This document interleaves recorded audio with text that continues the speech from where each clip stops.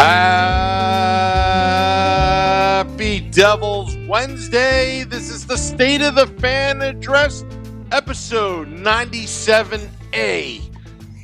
97A? Make the losing stop. I am your host, Sam Wu, here with Pucks and Pitchforks blog editor-in-chief, Nick Villano, streaming live on Facebook Live, Twitter, Periscope, YouTube Live, and Twitch on the Primetime Radio Network. Big podcast today. We're going to be talking about analytics. We're going to talk about making the losing stop.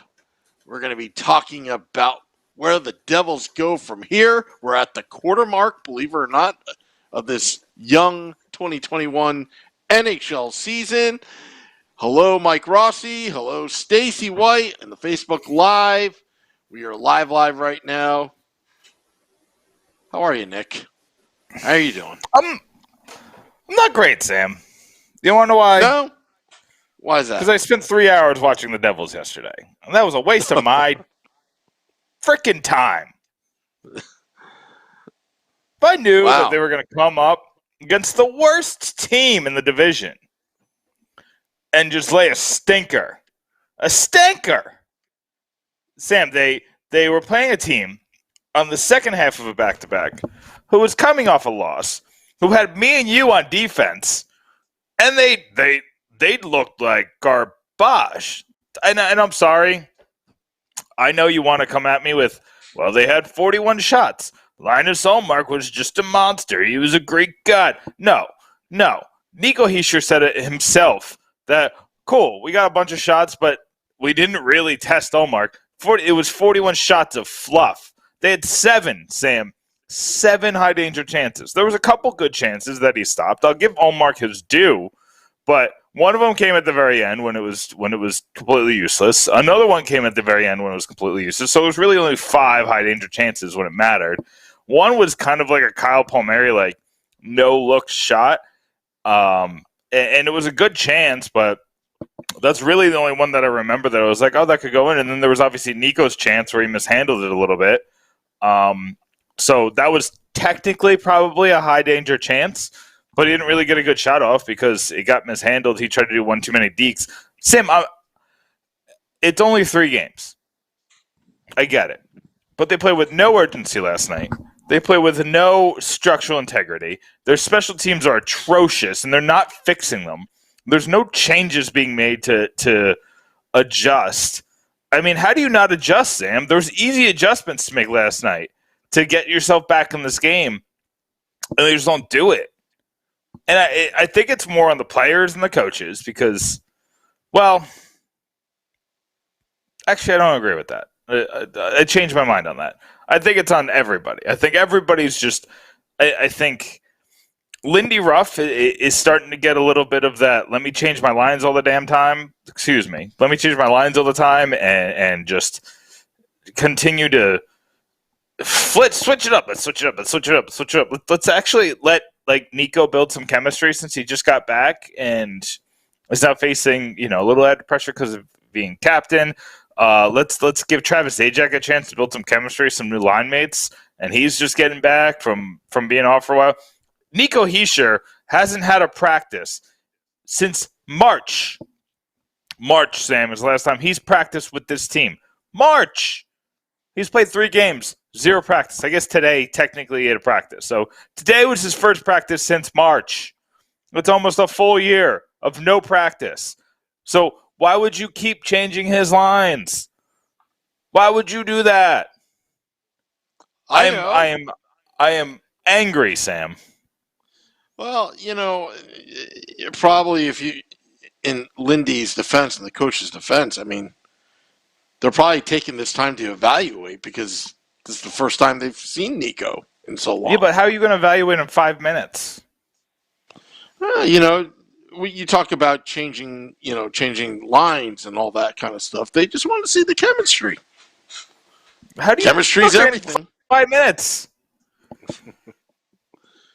Well, I don't know. I'm not going to defend him, but I mean, I complained about John Hines, changing every 30 seconds, right? So, which is we saw this happen. It didn't work. Why would you make the same mistakes? I don't mean to cut you off. I'm just angry. Well, Ramona Rice wants me to talk about the PK again. Penalty kill. I don't know if you saw the Woo report today. I got out the dry erase. I got out the dry erase board, the hockey dry erase board. I found my old coaching board that I used to coach with, and let's just say that we talked about NFZ, no fun zone. You know, that space in the slot. You know that you want to protect your goalie from. So check that out. But yeah, honestly, Nick, this team is like it's like we had the biggest tease to start the season. They were rolling that Sunday against Buffalo. They had the momentum. They're having fun in the locker room.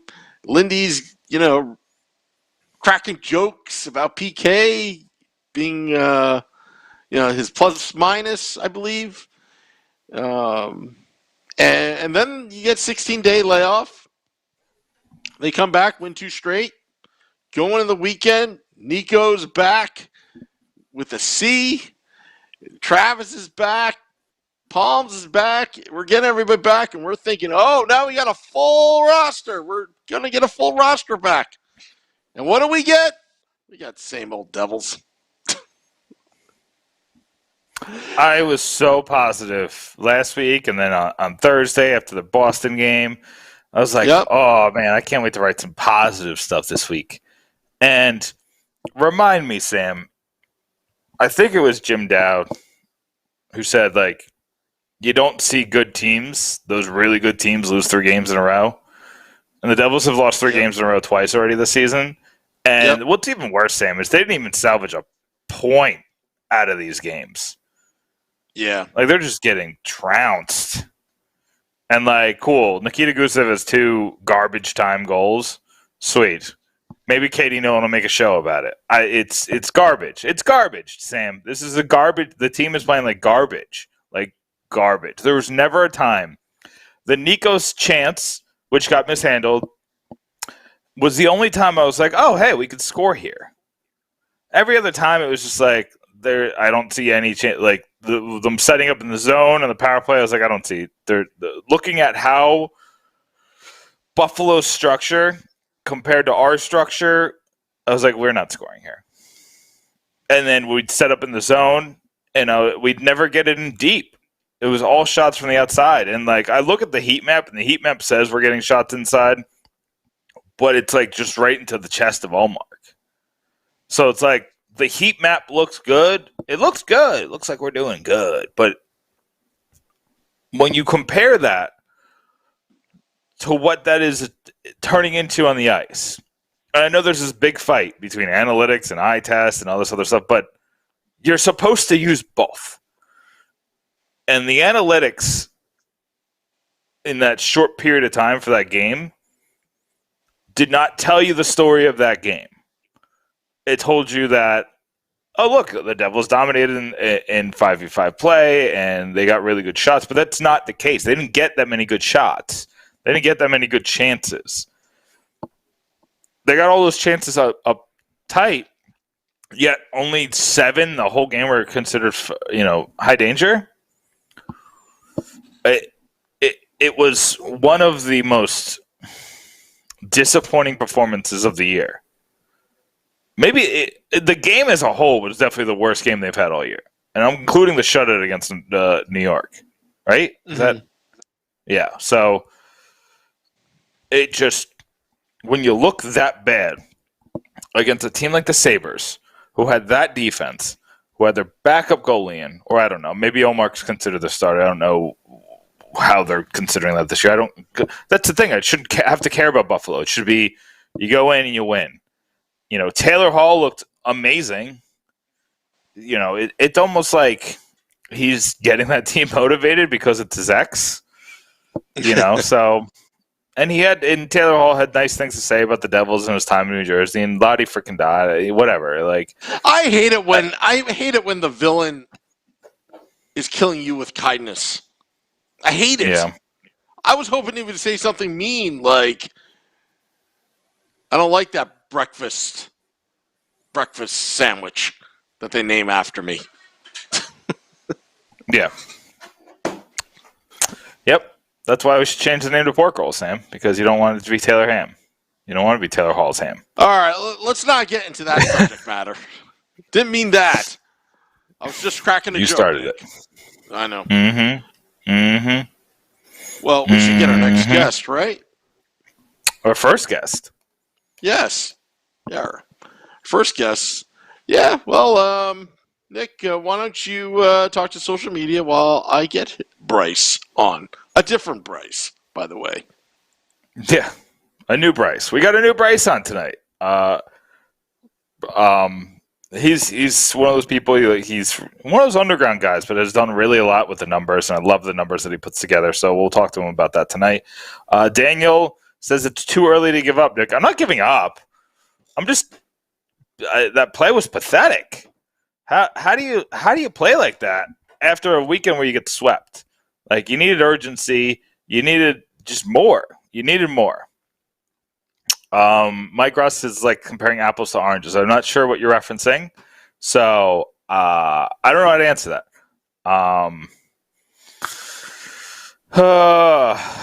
Hate Ramona. I hate losing. Ramona, I'm never going to be one of those people that's reserved to losing. Here's how stupid I am. Last night, I had to turn off the Devils game because it was making me too angry. The West Virginia Mountaineers, my West Virginia Mountaineers won, beat TCU, so that was a little happiness for me. So I was like, well, maybe I can turn on this Knicks game and get some happiness from this because the Devils are just driving me nuts. That was stupid. I'm an idiot. Why would I think that the Knicks are going to turn things around? So they lost. I hate losing too. Losing is just... Mike Rossi says it's when you're talking about the analytics about the Devils game. Yeah, I mean, I wouldn't say it's apples and oranges. I just think that they're supposed to complement each other, Mike. The people who only quote advanced analytics are missing something. The people who are only saying, I saw this and I saw that, are missing something. You're supposed to say, hey, look at this play. This is how... And this is where Bryce Salvador is probably one of the best assets in hockey right now. I'm really worried we're going to lose Bryce, not the podcast, just the Devils in general, because Bryce is doing things that I just don't see people doing, and he's on the next level of analytics. Like, I see people quoting these analytics, these advanced analytics. I see people breaking down tape. Bryce is here telling me this is what the analytics say, and this is what it looks like on tape. And it's one of the smartest things that I've seen any hockey analyst do. Ramona says when the fourth line rolls, the team rolls. Yeah, I mean, they had a couple good shifts last night. They did. They had a couple good instances where they looked good, but they haven't finished. They haven't been able to really take over a game like they did a couple weeks ago.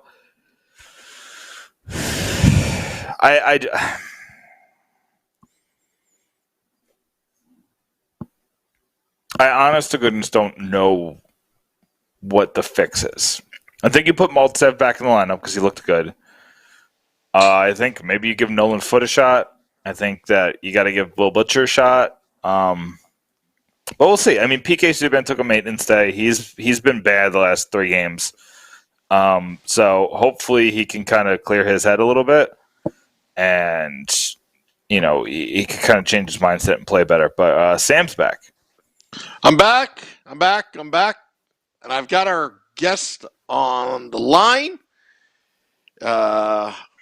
His name is Bryce Chevallier.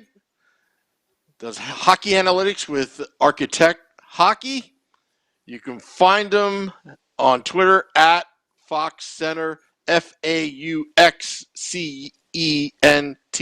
think it's Faux. Isn't that Faux Center? I don't know. I'm sorry. It's okay. You know what? I'm thinking of Vox, Anyway. Pleased to welcome to the podcast, Bryce Chevallier. Bryce, you're on with Sam and Nick. How are you tonight? I'm doing very well. Thank you for having me on.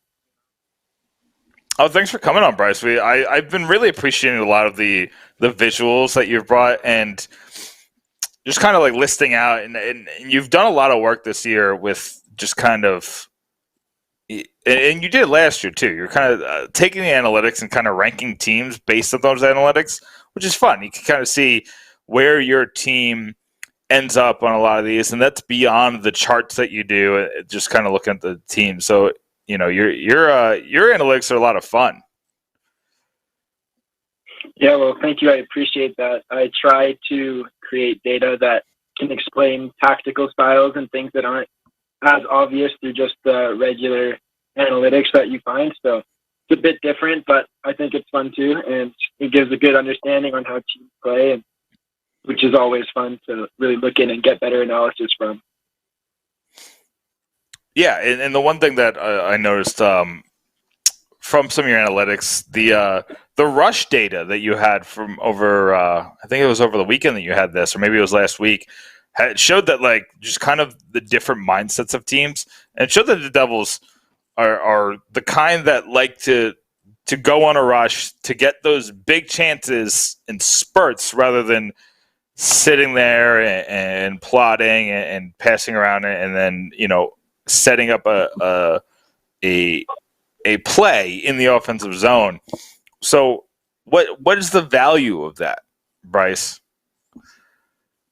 Well, I think there is a lot of value to that for specific team builds, such as the Devils, which are a younger team. They're a lot faster. Some of their new players, such as Jack Hughes, Ty Smith, they're really quick. They're not quite as strong. So I think for the Devils to play a style that's more off the rush rather than trying to set plays in the offensive zone, it requires less on forechecking, it requires less strength, and kind of the play in the tight areas where you need to be really strong, and it allows them to use their speed a lot more and up the pace, try to take teams before they get set up, and really just use the speed that the young guys have on Devils.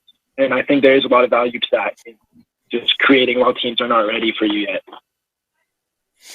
So one thing that I don't need the advanced statistics to tell me is the penalty kill is bad.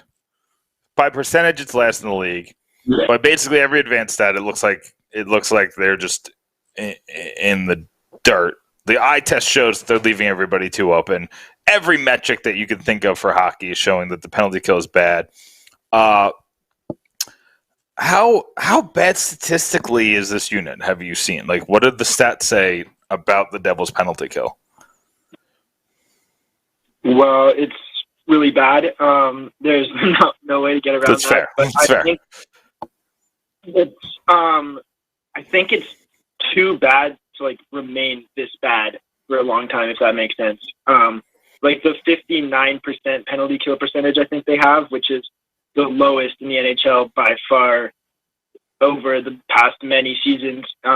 Looking back to 2015, I think the lowest a team ended with was Chicago in 2019, 72% penalty kill percentage. So to think that the Devils would stay at 59 when the lowest we've seen in the past 5 years is 72 is very unlikely. And this is kind of typical when we're still in the first 14 games of the season for a team to have kind of exaggerated numbers.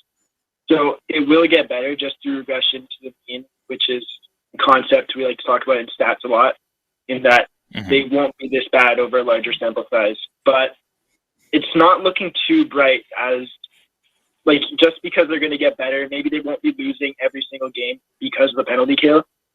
It's not looking too good.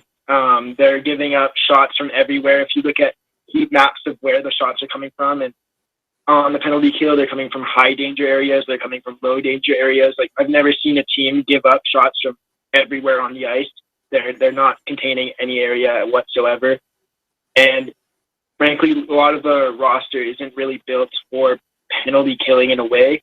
They also have the new system with the new coach, which doesn't help. The higher tempo, it's kind of more disorganized.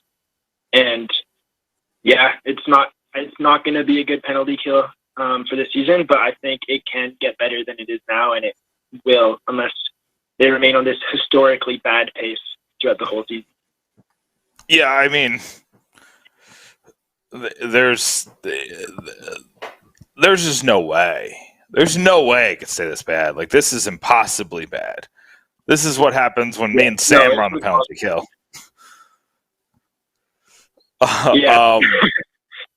Yeah, it's rough. But I like to focus on positives here. I get very yelly and angry, so I try to focus on positives so I don't have to get so yelly with the guests, and we can focus on what's good that's happening this year. And the positive regression, or I'm sorry, the positive,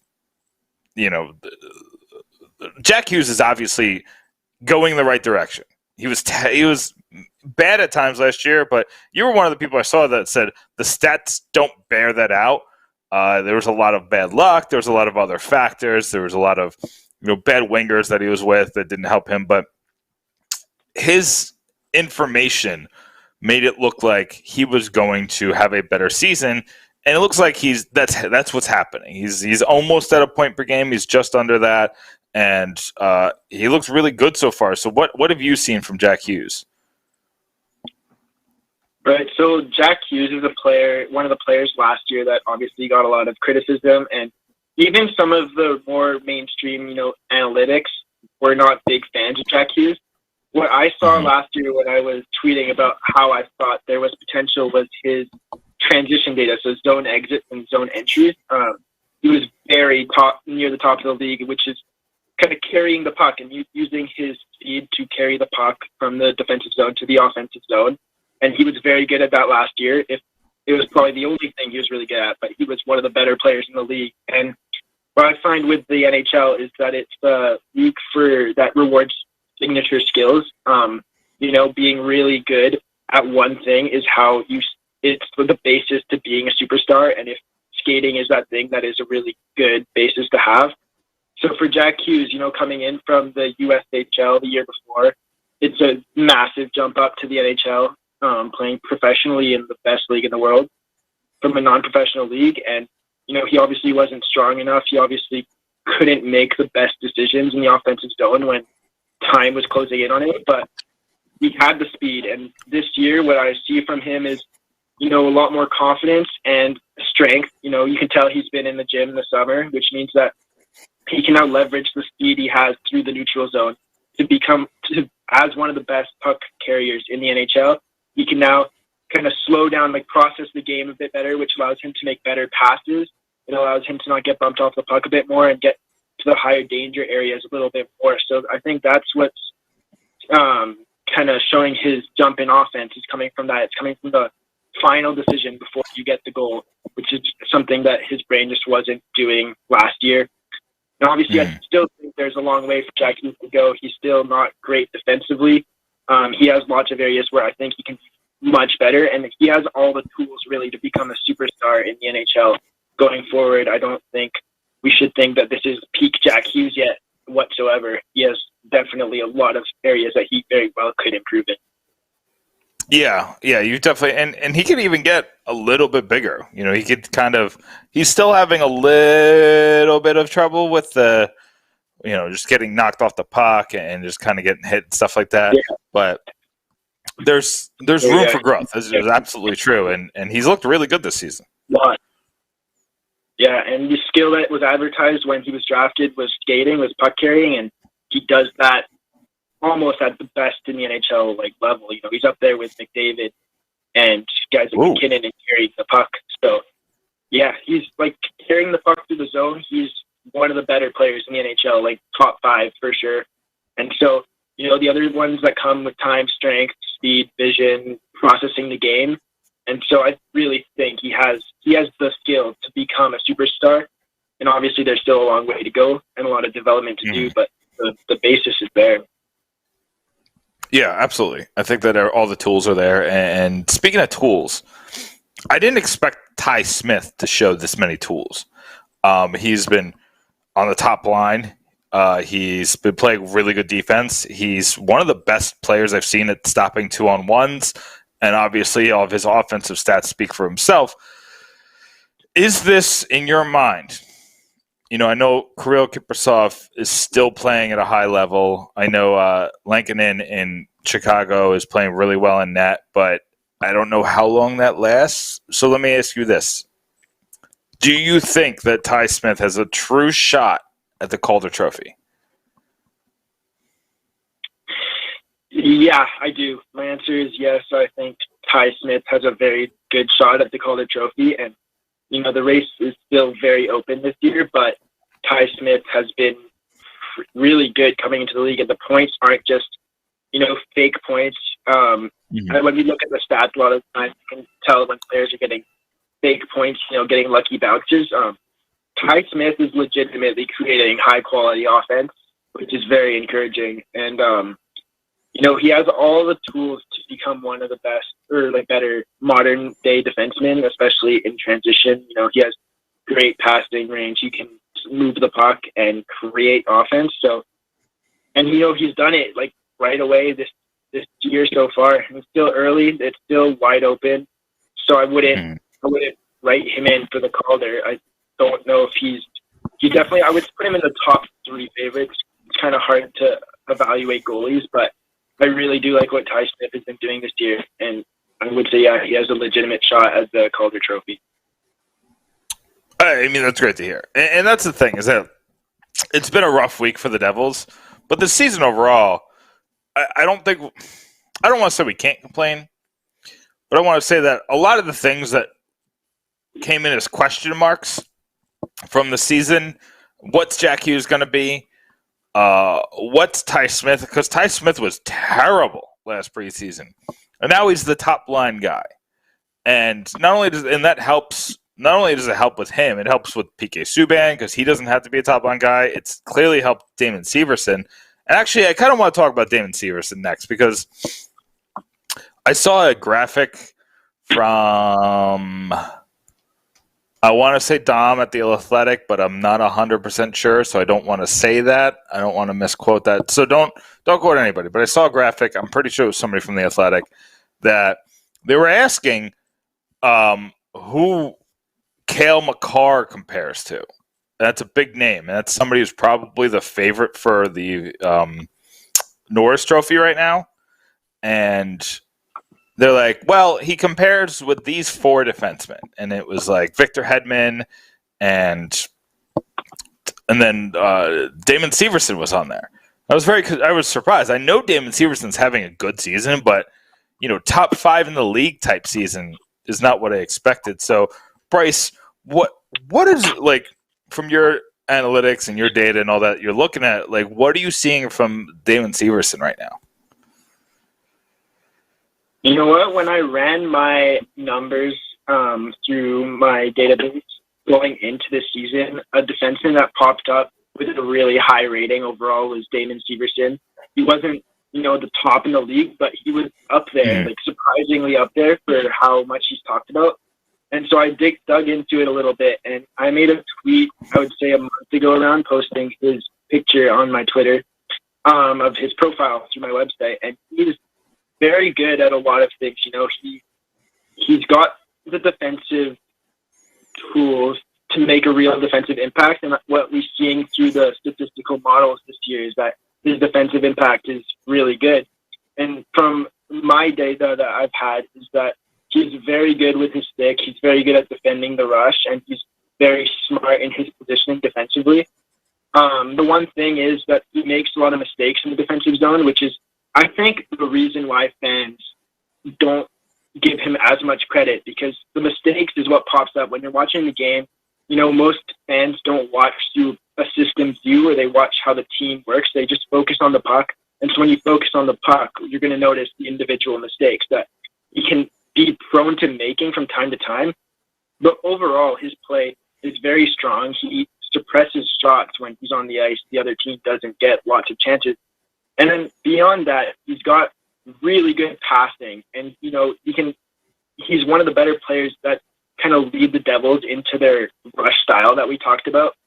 Because he can send the attack off. He can be the quarterback from deep to the attack with his long passing, with his skating even, just helping out in transition. And then he also tends to support pretty high in the offensive zone as well, getting shots from closer to the net than the average defenseman usually does. So, he has the tools to do a lot of things that my model on my website that I run with the data I have ranks him really high as a number one defenseman really for most teams. So, I think I've been on his hype train for a while, and I'm glad he's getting a lot of love this season because he deserves it. He does a lot of the things that maybe go unnoticed, or maybe make some mistakes that go a lot more noticed. But overall, his game is very good, and I think the potential for him to become a really appreciated player is definitely there.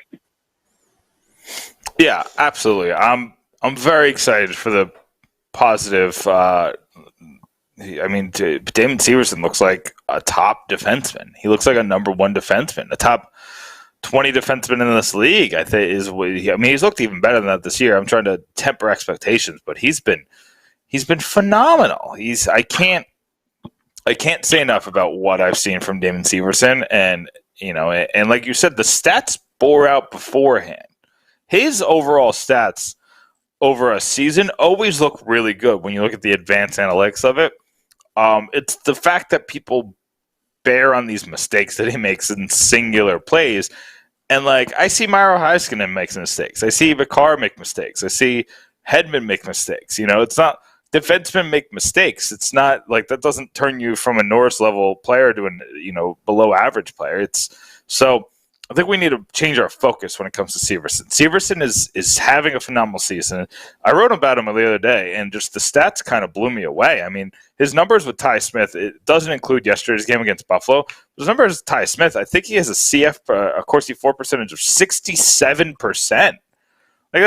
Those are insane numbers, right, Bryce? Yeah, those are probably near the top of the league. Those are very good numbers for sure. And what he's doing to take Ty Smith, what Ty Smith was with Matt Tennyson was awful defensively. He was still getting his points offensively, but defensively, I think he was at a 34% Corsi for percentage, something god awful. And you put him with Damon Severson, and it jumps to 67% for a 20-year-old defenseman, and they're playing top line minutes, and that is invaluable.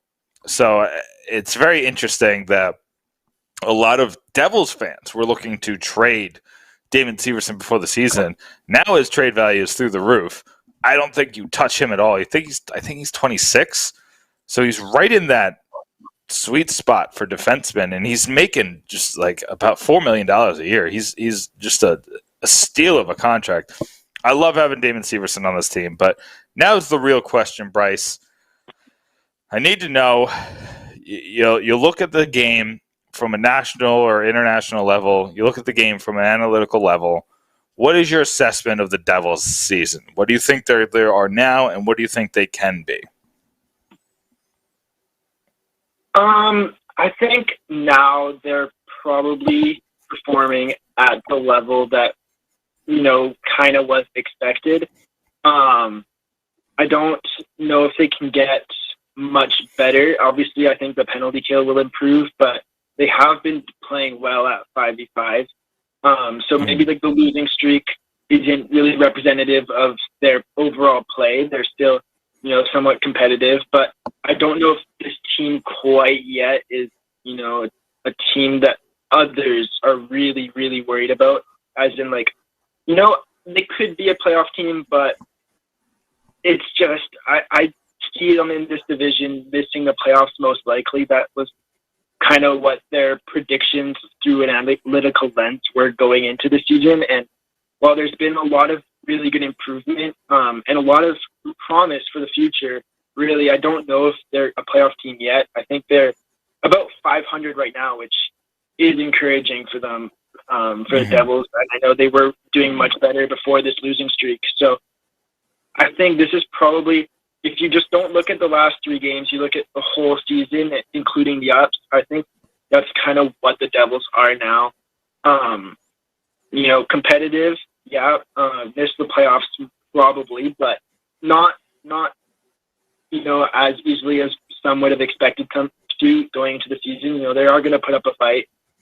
And just having guys like Jack Hughes, having guys like Ty Smith, they were exceptional prospects that are now showing that they can do it in the NHL, which is the main part that you want really from this team right now. And, I think they're going to learn from the system. They're going to learn from Lindy Ruff, who is kind of using the high pace that they have. And, maybe when they organize the high pace system, they organize the penalty kill, they can surprise teams. I know they definitely can win games against anybody, really. Just to do it consistently, I'm not sure about that. If this is the year just yet, or if maybe going into next year will be a bit of a brighter year. Yeah, I agree. I think that I'm never going to temper expectations because I don't want to root for mediocrity, but I'm at least understanding that, on a night-to-night basis, I'll be mad at the losses, but as an overall looking back at the season, there were still a lot of really fun moments so far this season. I think that's what's frustrated me so much about yesterday, is yesterday was just not fun. Like, the game was just garbage. It was just throwing shots from wherever and just hoping. It was the hope and pray method. You just throw it out there and just hope something sticks, and nothing stuck, because that's not how hockey works. But, Bryce, I want to give you an opportunity to promote your work, promote everything that you're doing, and tell people where they could find what you're doing. Right. So you can find most of my work on my Twitter account at SOTFA, or you can just type in Bryce Chevallier into Twitter. It'll find it. I post tweets regularly there about, updates, analysis, and then I have a website, architectehockey.com, which you can also find. There's a link to my Twitter account.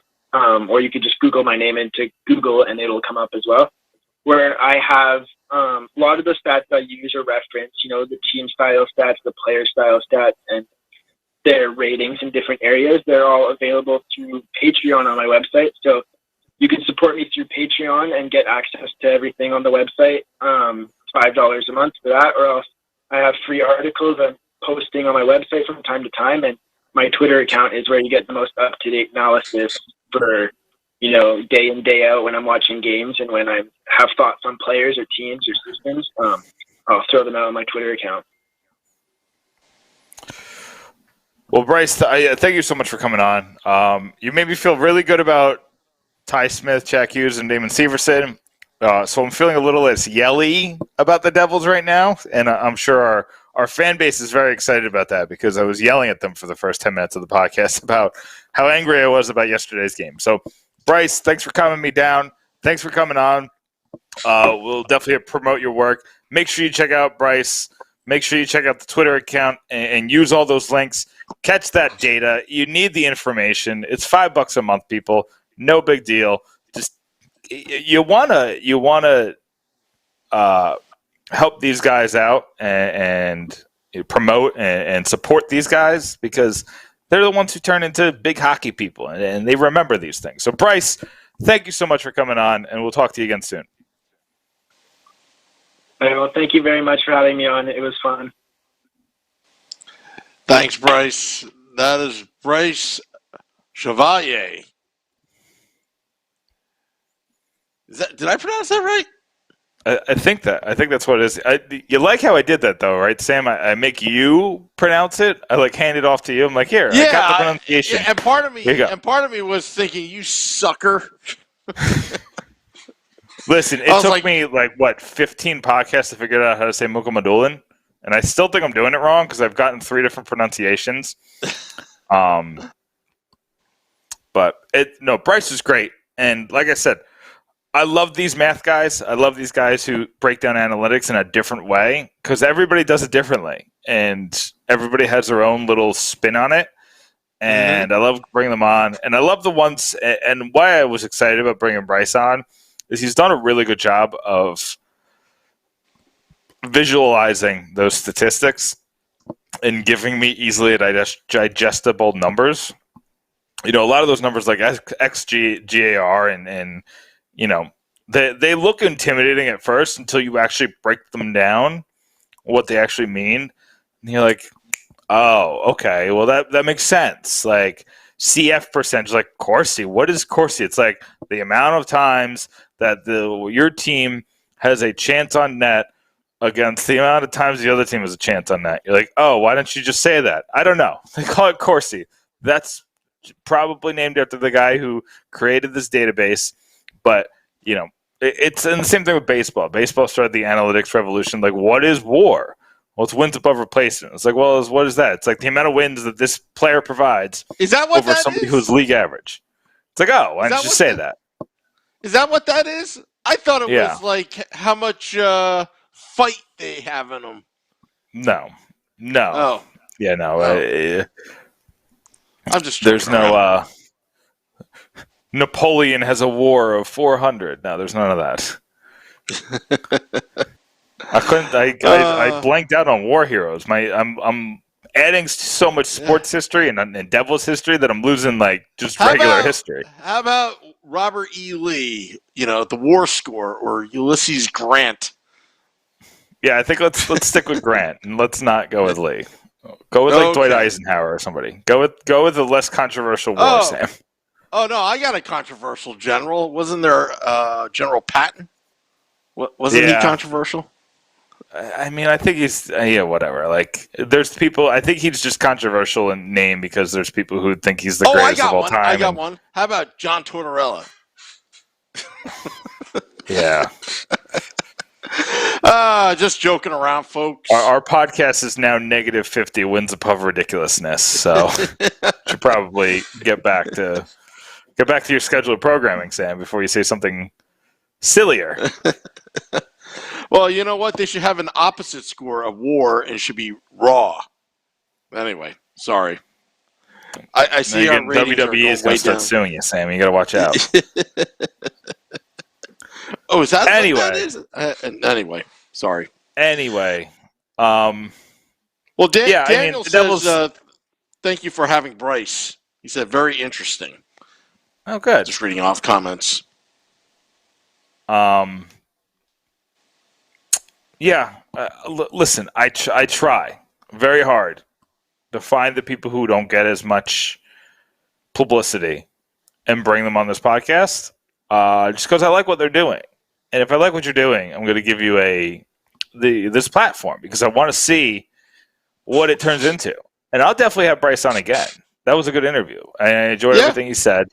He did the research, and honestly, Sam, I gave him the rundown kind of late between you and me. It's been a rough couple weeks, you know that for me, Sam, and I've been surviving by the skin of my teeth. But he had all the information just at hand, and he was very, very, very good. So I'm excited. Once he's doing something else on the. With the Devils, I'd love to have him on again. And he's always got Devils stuff up there. He talks about every team. So it'll only take a week to cycle back to your team. So I'm excited that we'll be excited to talk to Bryce again. But the Bryces have been working out for us, Sam. We're doing good with the Bryces. We were in on, I do want to say, and if you haven't caught the Bryce Salvador podcast, the special podcast we did on Monday, you got to go check that out. Check out the Bryce Salvador podcast on Monday. He spoke sweet nothings about why the penalty kill won't be this bad for this long. He gave us really good information on Subban, some really good information on a lot of topics. But we were in on Bryce before the rest of the world was in on Bryce, Sam. I'm claiming that. I'm claiming that we were Bryce Salvador fans of his analytics before the whole world thought he was the greatest thing. Is that hipster? Well, I'm going to be hipster about Bryce Salvador. Bryce Salvador? Well, I was the guy that was bringing up outside-the-box analytics. Wardrobes and all that kind of stuff. Anyway, That's just an inside joke. I don't think I'm inside on that joke, Sam. Oh, no, what happened was for Devils post game, I'm outside the box here. Yeah, this is the inside joke going on that for the one Devils post game, Scotty and I were going to do it. So we watched the game obviously separately. He's in Beverly Hills, I'm in New Jersey. And when we started comparing notes before we were going on air, the first thing we said was Erica is wearing red leather. Must be good luck. Because we both noticed. So now, ever since then, that was against the Buffalo where the Devils won up in Buffalo before the stoppage. With the Devils kind of losing 3 in a row, we're hoping to change up the superstition, because I'm a believer in it, a creature of habit and routine. A lot of hockey players are too. They would tape their stick a certain way, or they will walk into the locker room and have a pregame routine, all that kind of stuff. And sometimes when you make changes and you kind of screw up that routine, and suddenly you have to point at something. What's going on? But I think the Devils really, honestly, have a confidence issue right now. A real confidence issue, because they're young. For a lot of these young players, all this is so new. They don't have, especially when you're a young player, or just life in general, when you're young, you really experience things for the first time that you really don't have a compass or a guide or a roadmap to really wonder if you're doing things right. Am I doing things right in the NHL? And all that. And those are the kind of the growing pains that some of these young players go through. But you know what? They had a full practice today without PK Subban.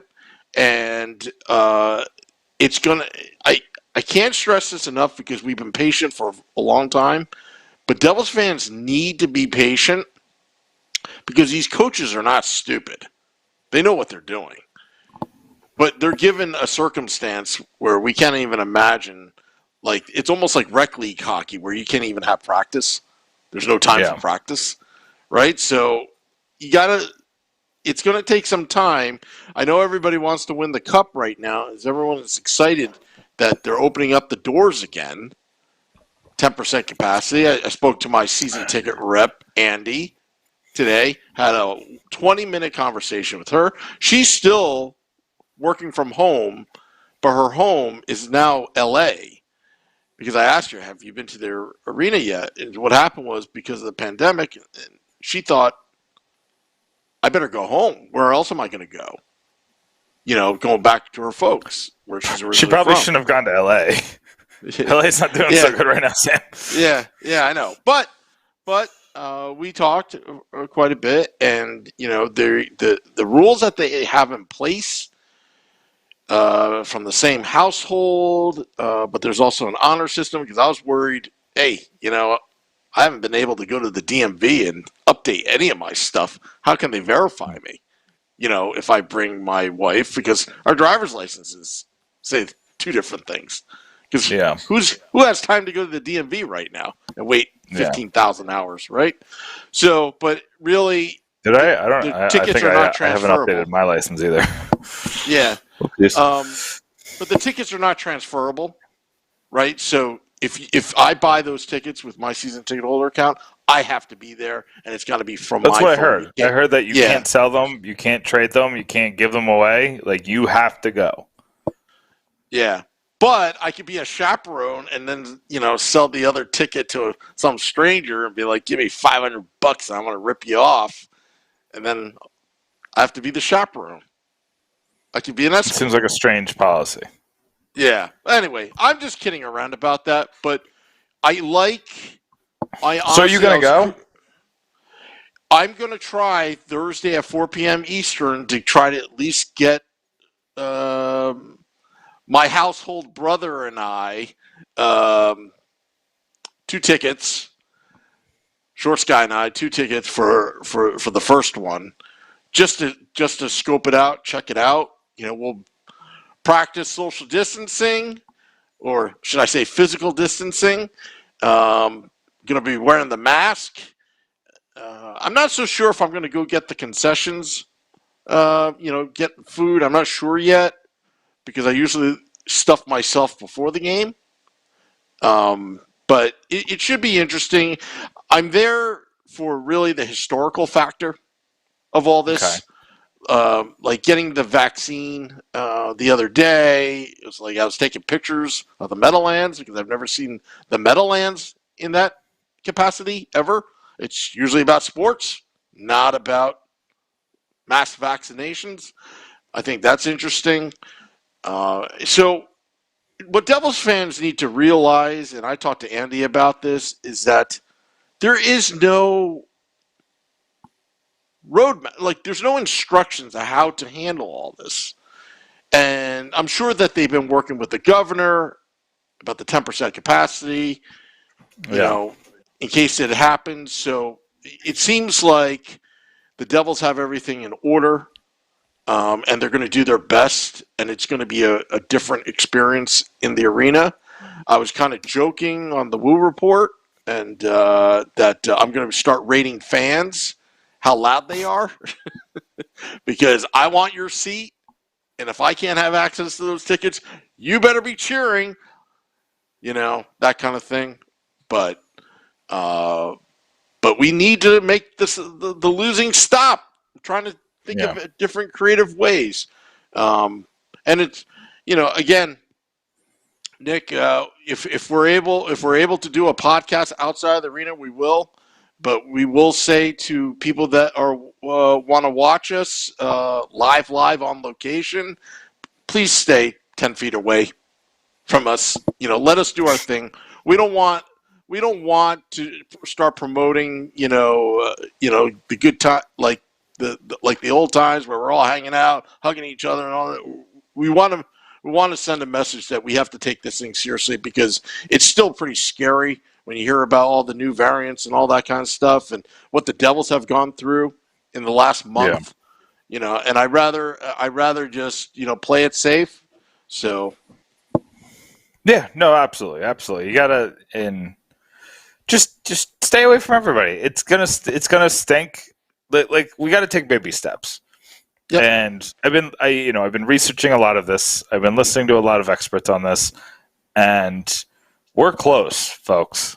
We're much closer than we've been in a long time, and I guess that's just how time works. But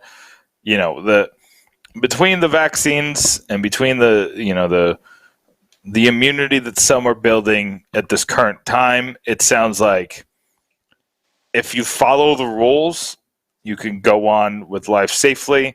This 10% capacity is a smart idea as long as everybody follows the rules. And if we follow the rules from the research I do, it sounds like we can be full capacity next season. And then me and Sam, you and me can make plans for, our podcast road trip. You do it. You'll probably come back for a Florida road trip. I'm going to come up for a New Jersey and Binghamton road trip. We had big plans, but, pandemic puts plans on hold. But I think that there's some exciting things that we can do. And I think a lot of people are going to be excited to take these trips. Maybe some people have built up some vacation days. Maybe some people just, they haven't taken a vacation in a long time. So maybe they'd be wanting to come on trips with us. And if we just do our job and follow the rules, folks will be able to do it in October. A lot of fun. Are we getting the jet? Yeah, sorry. I had the automatic mute button. You jumped the gun, Sam. No, I had the automatic mute button, so I realized that. Anyway, yeah, but that's the jet. That's what we're hoping for. Nice sanitized jet to go places one day with our fans into their building. It'll be a lot of fun. Yep. But we got a game all set up. Are you ready for the game, Sam? I'm ready. I'm definitely ready. You got a new opponent today. You got Owen today. You're going in 0-0 for the first time in a while. How are you gonna do, Sam? I don't know, but I better get him on because I got to get my victory dance ready. You got to get the victory. Get the victory dance ready. Sam's gonna go get his victory dance ready. He's not gonna use it. Daniel, I do agree. I think that the Devils have to be more aggressive. I do think that tomorrow Buffalo is a big game. I just don't.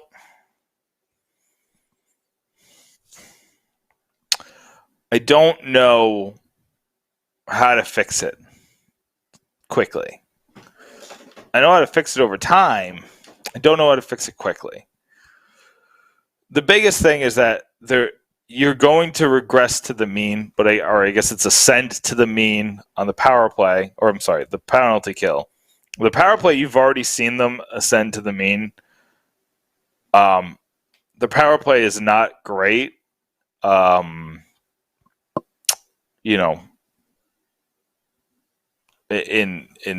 when you watch it happen, but does score every so often. That's all I guess that's what you really need to ask. They're still in like the bottom 10 of the league, but it's better than where they were. That penalty kill is I've never ever in my life seen a penalty kill like this, like on any team. Like how is this even possible? How is it possible that you have like a 50% that half the time you give a penalty, it's a goal? When you have an elite goalie, they always say the penalty kill starts with a goalie, but like these goals are impossible to stop. So hopefully they worked on it in practice today. It was not. Matt Junio was asking me, who do you think played well on the Devils? I mean, Hughes is playing well. He was playing really well. I don't think you should separate Hughes and Johnson because every time you take Johnson away from Hughes, they both kind of look a little different. And I know it's not a good different for Johnson. I don't know if it's a good different for Hughes, but it's not something I want to try. I think you just keep that Johnson, Hughes, Palmieri line together. Palmieri's playing a lot better. He's scoring goals. I'm hoping that the Gusev had a rough game against Washington, but he scored. He had a better game against Buffalo, but he scored like the garbagest of garbage time goals. Hopefully those goals kind of get him off the schneid. Hopefully he stays in the lineup. You can get him working. Will Butcher was in the lines in practice today, but he's playing the right side. So I wonder what that's about. He was just basically a stand-in for PK Subban. But is it just that? Is it maybe something that the Devils are kind of looking at? Like, Vatanen's been rough to start the season. He took 2 penalties in the last 2 games, and maybe he needs a little bit more time to build up his conditioning and just getting together with the scheme. He did play in the Devils last year, but it's a completely different Devils team. Like the John Hines scheme for defensemen and the Lindy Ruff scheme for defensemen are not similar at all. So it's something that he needs to get used to and just kind of work his way into. And then he got, I believe he was one of the people who got COVID. So that doesn't help. There's a lot that we have to be patient with. We really have to be patient with Nico. Dude broke his leg and then got COVID. Like, today was his first practice in a year. Like, it has nothing to do with getting the captaincy. It has nothing to do with anything else besides the fact that he just has to get the game shape. So, we will take a second, take a step back, and then reassess the game tomorrow. But speaking of the game, looks like Sam is here to play the game. I'm here. Owen's here. He's on the phone right now. He had his game voice on when we were talking off air, and I'm a little intimidated. Pleased to welcome to the game from Pucks and Pitchforks blog, Owen Egbert. Owen, are you ready? We're both undefeated. Oh, of course I am, Sam. Yeah, fully undefeated and fully defeated, right? It's good to be with you guys. Hey, Nick, how are you? I'm good. I got a fun game for you guys tonight. It's not even that creative, but I was looking at a lot of the stats from this season, and a lot of them were surprising. So I'm literally just going to do this season's stats. I'm going to ask you a bunch of questions about this season's stats. How it's going to work is you're both going to have a chance to answer. I'll go back and forth about who goes first because you can't pick the same person. So I'm literally just going to ask you a question like for an example, I'm not going to ask this question because this one's a little too easy. Be like, who has the most points on the team? If Sam says Jack Hughes, then Owen, you have to say someone different. Make sense? Makes sense to me. Easy peasy. So I got a bunch of stats in front of me. We're going to start with Owen. Owen, tell me who is leading this team in time on ice per game, not including goalies. Jack Hughes. Jack Hughes. That's my knee-jerk instinct answer. Sam, what's your instinct? PK Subban? Okay, you're both wrong. Damon Severson is leading the team in time on ice. He's playing a ridiculous 23 minutes and 42 seconds per game.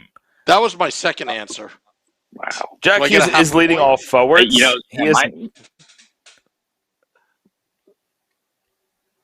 Say it again, Owen. I'm sorry, I cut you off.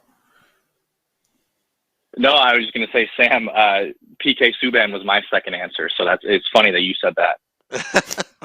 He was leading, but Damon Severson has been on a tear lately. Everybody's least favorite stat, but the one we're going to use here, Sam, who is leading the New Jersey Devils in plus-minus this year? Oh, that's a good question. I haven't really been paying attention. So I'm going to say Miles Wood. Andy? Or Owen, I'm sorry. Andy texted our group chat and I got thrown up. Owen, who's your guess? Yeah, I got to go Jack Hughes again. Unfortunately, it's Jack Hughes' line mate, Andreas Janssen, who is a +7 on the season. +7. Did not expect that. Did not expect Andreas Janssen to be leading the team in plus-minus. Again, it's a stat that mostly means nothing, but it was an interesting stat nonetheless. All right, let's get one that I think we can get a win on. Owen, who is leading this team in penalty minutes? Ooh, that one's kind of tough. Now I feel silly because you just said this one might be a little easier. I always think they're easy when I'm asking them because I don't have to answer the questions. Yeah, that's true. I'm between, I'm going to go PK Subban. Sam, what's your guess?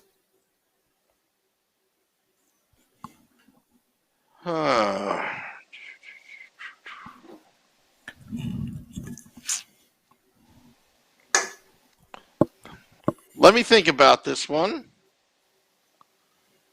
Kyle Palmieri. All right. It is PK Subban. So 1 point goes to Owen. Good job, Owen. Sam, I know you like the beef. I know you like the old school hockey. So, Sam, who's leading this team in hits? I'll give you a clue. It's not close. Well, I'm just going to say Miles Wood. Owen, what's your guess? Mikey McLeod. Shout out Beer Baron. Oh, boy. Stop it. It's actually McLeod's line mate, Nathan Bastian. 34 hits this year. Next on the list is Dmitry Kulikov. But Bastian has 34 hits to Kulikov's 23. McLeod has 21. And Miles Wood has been a good little boy with only 7 hits this year. Strange. He's been trying to stay out of the box, Sam. I think that's his whole point. So he's trying not to knock any of his head off. Sam, we go back to you. Who's leading this team in shots?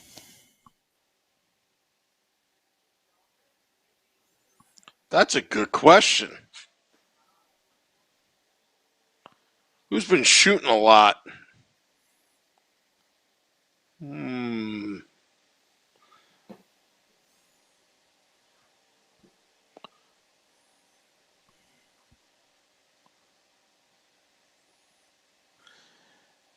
Jack Hughes? Owen, what's your guess? Kyle Palmieri. It's actually PK Subban again. Interestingly enough. Is he really? Yeah, we're off. Yeah. Is he really? Every shot that I see, 38 shots this year. Every shot I see, it's usually wide of the net. That shouldn't count. Nope. He just shoots it so many times that he's hit the net 38 times. He has a 2.6 shooting percentage, which is worse on the team of anybody who's actually scored a goal. Sam, who has the best shooting percentage on the team so far this year? Sharangovich? Owen?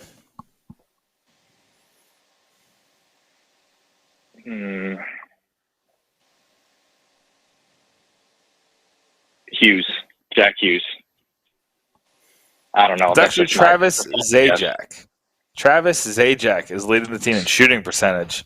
2 goals and 11 shots. Honestly, I wish Zajac would just shoot the puck more because he seems to have an affinity for the net, but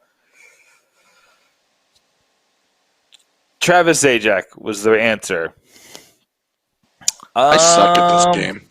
It's okay. Me too, Sam. This is all stats. It's like you have to read an encyclopedia to really know these. I don't look at that stuff. You know what I look at? Well, Nick? I think we've been missing close. Yeah, that's You're true. close. You're in the ballpark. So who leads the team in even strength goals? So not power play, not penalty kill. Sam, you go first on this one. Miles Wood? Owen, what's your guess? That was my guess. All right, Jack Hughes. Good guesses. Miles Wood is the answer. Jack Hughes is second. He's tied with Pavel Zacha. So yeah, Sam, you're on the board. Woo! So it's 1-1. I was lucky that I had the first answer on that one. You did. Yeah. You were absolutely lucky. That's okay. Actually, Sometimes you know what? To tell you the truth, why don't you give a tie to Owen and I on that one? Because he was going to say Miles Wood. I'm just trying to be fair. I mean, sure. We were bouncing back and forth, right? I don't know. I give it to Sam. You're both very nice. The win to me, and then we can call it even. Let me win the game. I'm kidding. I'm not that generous. All right. So if one of you gets one of these right, this will end the game. We know that Kyle Palmieri had the only short-handed goal this season. Owen, can you name one of the 2 players that got an assist on that goal?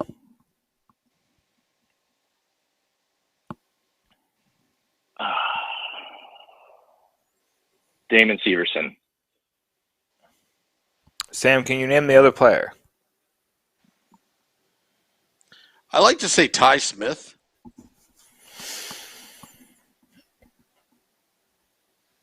Sam, you lose again. What? Damon Severson got the primary assist on that goal. Jesper Bratt, or I'm sorry, I don't know who got the primary assist. I just know Jesper Bratt and Damon Severson were the assists on the Kyle Palmieri shorthanded goal. Owen, champion again. Well, not again. First time. First time on. First time champion. How does it feel? That feels pretty good. I don't know. Maybe I'll get a bottle of champagne or something. I can't dance. There you go. You got to pop it out. So it's the little things during the pandemic. You got to celebrate whatever you can. I bring out the wine and the champagne for every little thing that happens in my life. So, yeah, it's exciting. Well, Owen, I want to thank you for coming on. It's your first time. You got anything to plug? You know what? Yeah, I do. So follow me on Twitter and Instagram at Ozone Music. That's OZONEMUSIK. I'm releasing some music, produced music on the side. That'll be out in just a few weeks. And Pucks and Pitchforks, of course. I got an article. It's still in the brain, still in the oven, I like to call it, but it is coming. I like to do cap analysis, so that will be coming as well. Oh yeah, let's. I would love to hear that sometime as soon as you can, because we haven't had cap analysis in a while because we've just been kind of sitting on the season. So I'd love to get that as soon as you can get that out. But everybody, check Owen Ozone Music with a K. Go check out that new music. It's a multifaceted person over here. Thanks for coming on, Owen. We'll be in touch. Absolutely, Nick. Thanks for having me. Sam, thanks for having me. Thank you, Owen. That was Owen Egbert, Pucks and Pitchforks blog contributor. I actually was going to ask him to send me some demos of his music. Maybe we'll play it on the State of the Fan address. Ooh, that's maybe what for I was trying to episode get 100, at. Sam. Yeah, so we can have bumpers and rock to some music. Just an idea. Trying to spice up this podcast on episode 97A. I think what happened was when we called it 97A, I think my whole demeanor changed. I've been off my A game. Since renaming it 97A. I think you're just bringing the same level of compete that the Devils did on Tuesday. I think that's what you're doing. Yeah. Well, you know what? You're not going to get any, good garbage points from me towards the end of this podcast to salvage my there's no salvaging it. The loss is a loss. But it was a good podcast, Sam. Episode 100. I got to figure out what we're gonna do for that. Do you have any big plans in the works that you want to reveal on the podcast? I haven't figured it out yet. Well, let's see. Let's use my fingers. So it's a couple weeks from now.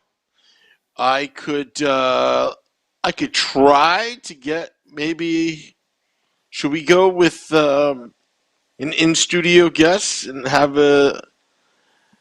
have you, me, and a famous guest come on? Yeah, I mean we got time for anything, Sam. We got time to figure it out. I figured things out day of before, as have you. So I think I figure out tech issues. I figure out tech issues, 2 minutes before the podcast starts. Yeah. That was a little scary. That was stressful. That was stressful.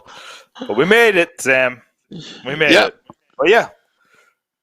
But that's all I got. I got a piece coming out tomorrow. Today was the 1 year anniversary of last year's trade deadline. So I kind of assessed the trade deadline, which deals we won, which deals we lost, which deals were just kind of pointless. So that's coming out tomorrow morning. I got a piece out today, so you can go read that at pucksandpitchforks.com right now. I'm telling y'all to just calm down about Nico Hischier. It's not that big of a deal. He's fine. And then I'm really proud of the Damon Severson analysis I did on Tuesday, I think. So go back, check that one out. The Damon Severson article is out. Ty Smith article looking at I wrote 2 articles on odds, the Ty Smith Calder odds. And surprisingly enough, Jack Hughes is pretty high in the Hart Trophy odds. And I thought that was just fun to kind of look at where he's being assessed on the betting markets. So that was a lot of fun, Sam. So that's all either on pucksandpitchforks.com or will be on Pucks and Pitchforks by the time you wake up in the morning. So check that out. I like to plug as well. Tomorrow there will be another Woo Report, maybe some more Chalk Talk. Also, we will be around, as per usual, for Devils post-game, after the game. after the Devils hopefully will even it up with the Buffalo Sabres. You know, Scotty and I would be doing that. But also, I want to plug something else, just because I like plugging. I'm going to plug Devils pregame. Bryce Salvador and Erica Walker, both friends of the podcast. You know why? Because they have some insightful interviews. They also have insightful analysis. And by golly, just give them an Emmy already as the best duo. Give them an Emmy already. I love Erica and Bryce. 6:30 p.m. Eastern for Devils pregame on MSG Networks. I'm telling you, my whole game was thrown off on Sunday because it was an NBC game with the time change was already bad enough. But then you don't have Bryce and Erica to start off your pre-gaming. Unbelievable. Unbelievable. And it just made me appreciate both Bryce and Erica for pre-game before the Devils played the game. And I got to tell you, the chemistry between those two is just keeps on getting better and better as each season goes by. Just give them an Emmy already.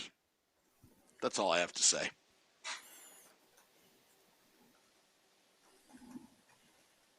Are you going to follow up with that? That's all I got. Willie Nylander just scored in overtime, and it's a very beautiful goal. And Leafs Twitter is very aggressive. So. Oh, okay. We'll have to check it out. Yeah, it's if you're bored right now, just go to Leafs Twitter. It's entertaining, but it's aggressive. That's great. You know how they feel about Willie Nylander. Well, I want to thank Bryce for coming on. Owen, all you watching. Till next time, let's go Devils.